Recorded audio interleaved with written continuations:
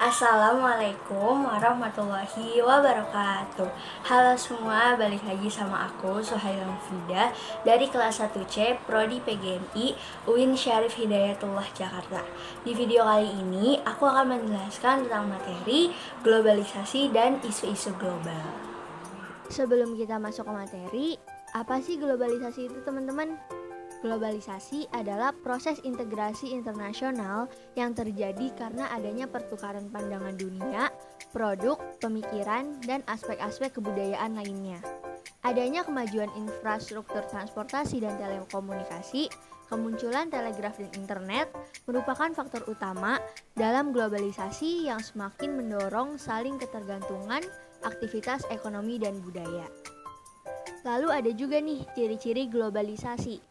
Yang pertama, konsep jarak ruang dan waktu yang sudah berubah.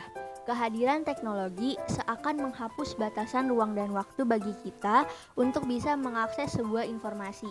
Kemajuan dalam bidang transportasi juga membuat jarak ratusan atau ribuan kilometer dapat ditempuh dengan waktu beberapa jam atau hari saja. Lalu yang kedua, ketergantungan dalam bidang ekonomi dan perdagangan. Kegiatan perdagangan antar negara semakin mudah berkat adanya globalisasi.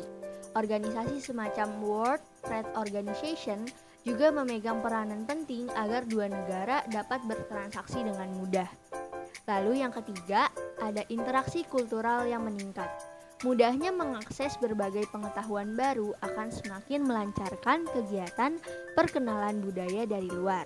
Dan yang terakhir, meningkatnya masalah bersama.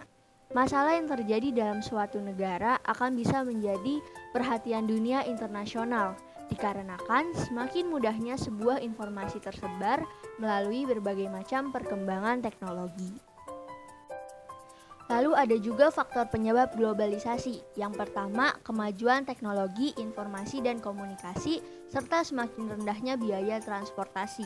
Yang kedua, menyebar dan meluasnya kapitalisme dalam kerjasama ekonomi internasional. Dan yang terakhir, kemenangan politik ekonomi neoliberalisme. Berikutnya, ada juga nilai-nilai universal dalam globalisasi nih teman-teman. Yang pertama, dari aspek ekonomi.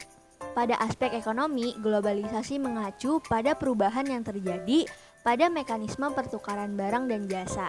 Segala produk yang tersedia di pasaran dalam hingga luar negeri sekarang dapat diakses oleh siapa saja dan di mana saja dengan bantuan internet.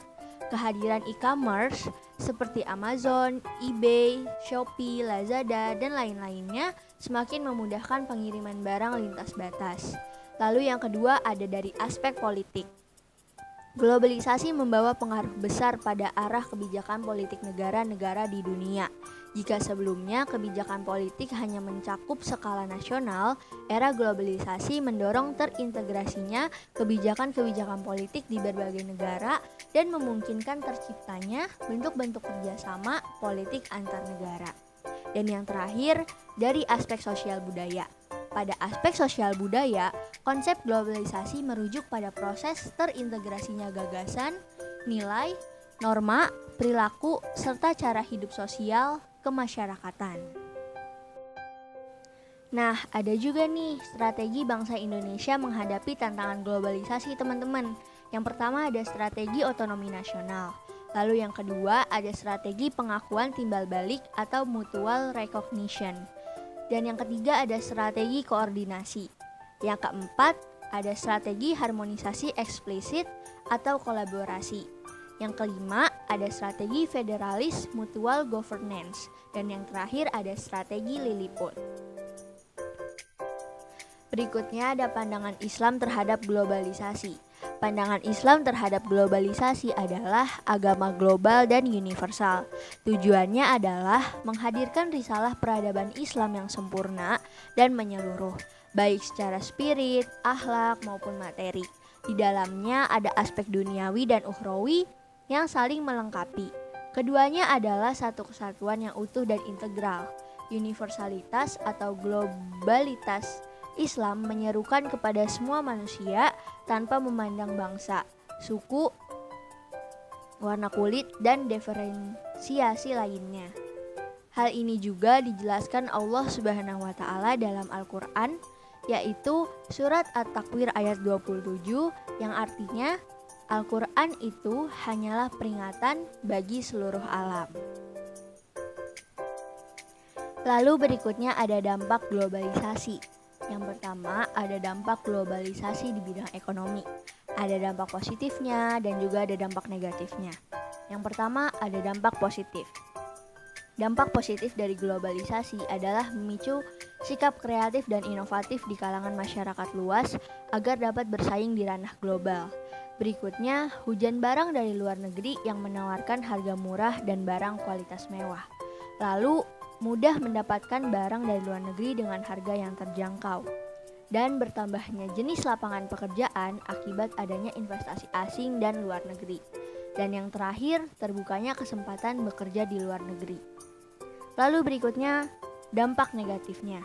Yang pertama, mudahnya mendapatkan barang dari luar negeri akan membuat pasar nasional dikuasai barang-barang impor. Yang kedua, masuknya tenaga asing dalam jumlah besar sehingga mendominasi tenaga kerja lokal. Dan yang terakhir, matinya usaha-usaha lokal karena penjualan barang dari luar negeri. Lalu yang kedua ada dampak globalisasi di bidang sosial budaya. Ada juga dampak positifnya dan juga dampak negatifnya. Yang pertama dampak positifnya, yaitu mengubah pola pikir masyarakat yang semula kuno menjadi modern. Dan yang kedua, membuat masyarakat mengenal keberagaman budaya di dunia atau multikulturalisme dunia. Lalu berikutnya ada dampak negatifnya. Yang pertama, jika gagal memahami modernisasi akan mengakibatkan seperti kenakalan remaja akibat meniru tayangan di dunia maya. Lalu yang kedua, mudah terpengaruh budaya luar negeri sehingga melupakan budaya lokal.